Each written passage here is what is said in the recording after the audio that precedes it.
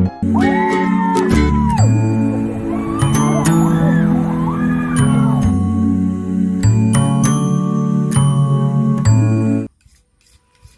guys! Narito po tayo ngayon sa aking munting bahay kubo. Nakita ninyo naman dyan sa aking paligid, may saging po akong nakatanim. Doon naman po nagsisiga ako ngayon. Ayan, may malunggay rin. At ipakita ko rin sa inyo. Ayan, may istakan kami ng tubig. At yan po yung aking munting bahay kubo. So, guys, ikot lang tayo ng kaunti. Yan. Ito, nagtatambay kami ngayon. Naglilinis kami dito sa aming munting taniman. Ayan. So, yan guys, may papaya doon. May lemongrass. Yan. Ayun, nagtanim na po ako ng kamote. At may malunggay rin dyan. Ayan, may papaya. Ako guys, ang dami-dami pang lilinisin dito. Ayan, nagsusunod na naman kami. Ayan, kasi napabayaan namin nung tag-ulan, kaya ang hahaba ng mga damo. Kaya ngayon, nagsusunod kami at naglilinis. Ayan siya. Dito naman guys, may mga tanim na akong mga talong.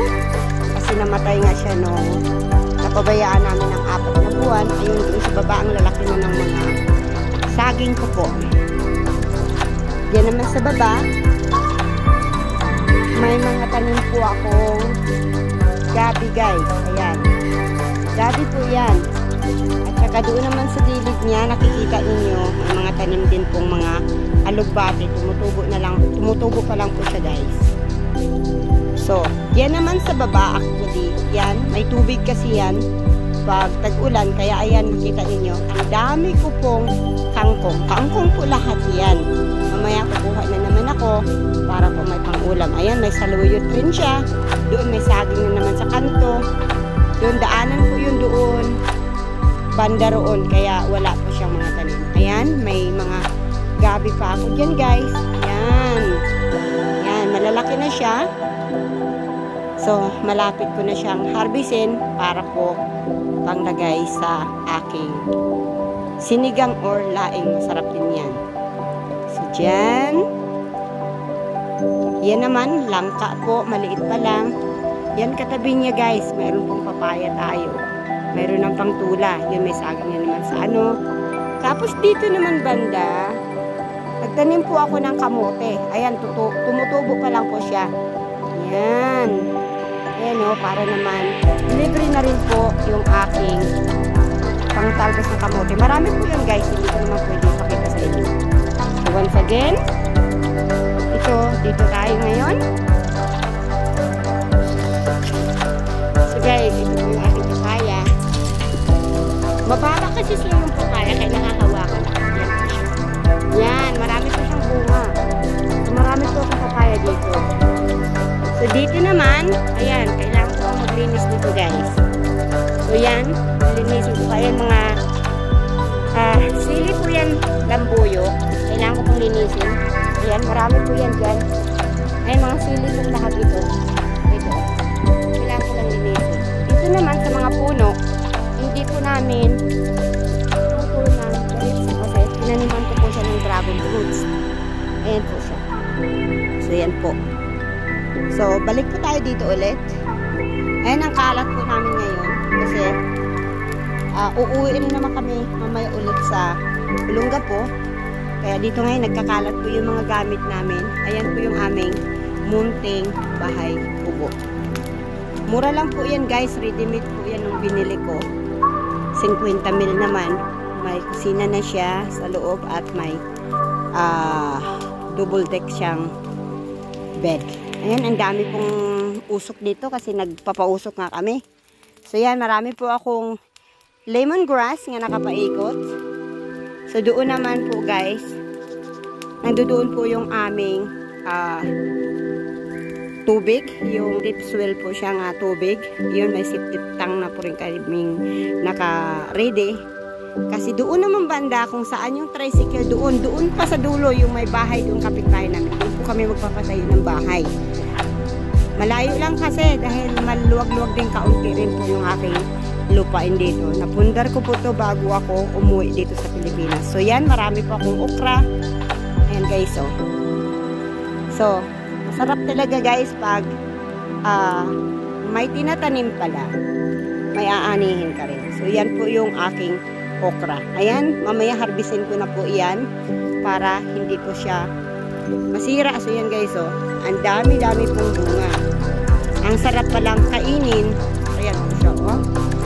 Ayan, ang dami pong bunga guys. My God, ang sarap niya. Masarap pala sa okra pag hindi masyadong madulas kainin mo. Prituhin siya, pwede rin pala. Masarap. O kaya yung Indian style nga, lalagyan mo siya ng curry. Tama siya, masarap din. So guys, yan po ang update dito. Ayan. Napabayaan kasi namin. Ayan, yung mga pineapple ko natuyo na. So guys, dito naman banda, ganyan po taas yung mga damo dito. Yan, kailangan pa naming linisin. Ayun doon kung saan yung maraming kalangi doon. Doon namin itatayo yung aming bahay. Maliit lang po itong lupa dito na invest ko bago man lang ako umuwi dito sa Pilipinas. Nasa 2,000 square meter po ito. Maliit lang. Kailangan pa pong kunting sikap para makabili po ng panibago naman. So, yan lang po guys. So, ito na ulit ako. Ito nakasombrero po ako. Ang itim-itim ko na guys. Pero, masarap kasi yung pakiramdam pag may sarili kang lupa. Ikaw mismo nagtatanim ng kakainin mo. So, ito ako. Ang itim-itim ko na oh. Pero, aanuhin ko naman yung maputi nga ako eh. Wala naman akong kakainin sa bahay, di ba? So, ito po ako ngayon. So, guys. So, yun lang po ang update dito sa aking munting lupain sa Zambales.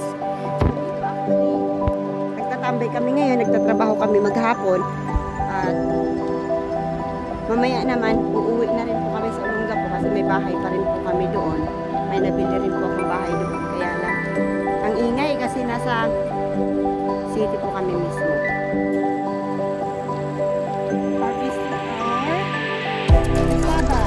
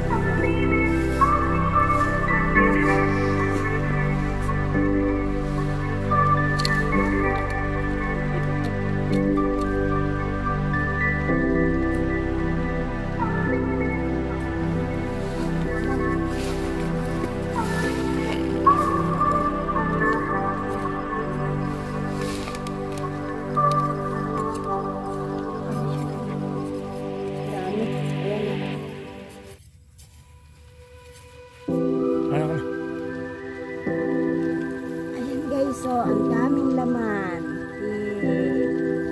Ito isang puno, marami na siyang laman. Ayan.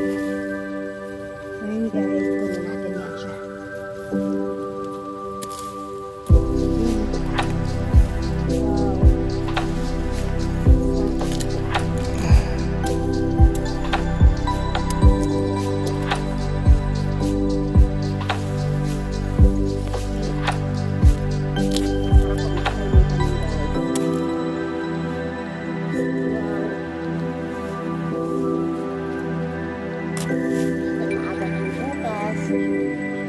Wow.